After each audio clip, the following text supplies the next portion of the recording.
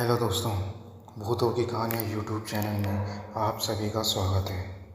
दोस्तों, अगर आपने इस चैनल को सब्सक्राइब नहीं किया है तो कर लें। तो बढ़ते हैं कहानियों की ओर। एक रात अंधेरे में ढलने से पहले एक विशाल और भूतिया ढाबा जंगल के किनारे आसपास के गांव के पास मौजूद था।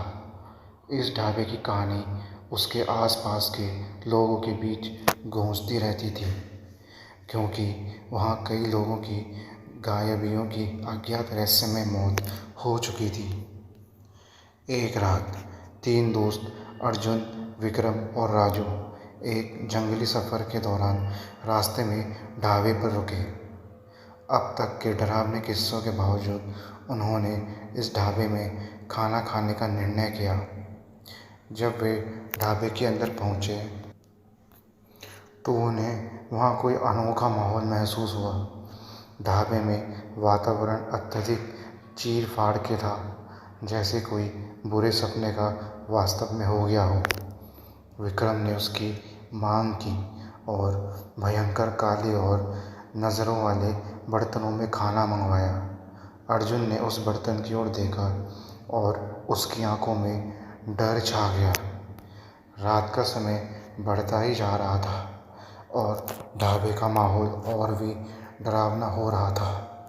अचानक राजू के कान में वहाँ की अजीबोगरीब आवाज़ सुनाई दी। उसने अपने दोस्तों को इस बारे में बताया, लेकिन उन्होंने उसे मजाक में समझा। तभी अर्जुन के सामने एक रोमांचक और अजीब सा आदमी आ खड़ा हुआ। उसने कहा, तुम्हें यहाँ क्या करना है? यहाँ सुरक्षित नहीं है। अर्जुन ने सोचा कि यह आदमी शायद किसी भूत या भूतिया जगह का भी हिस्सा हो सकता है। उसने अपने दोस्तों को इसे बताया, लेकिन वे भी उसे मजाक समझ रहे थे। बड़ी मुश्किल से उन तीनों ने खाना खाया और ढाबे से बाहर निकले। लेकिन जैसे ही वे ढाबे के बाहर निकले, उन्हें एक अद्भुत रहस्य नजर आया।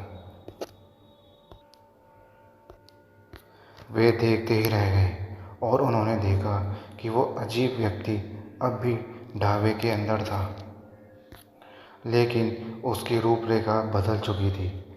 उसकी आंखें अब लाल थी और उसकी मुस्कान भी भयानक लग रही थी।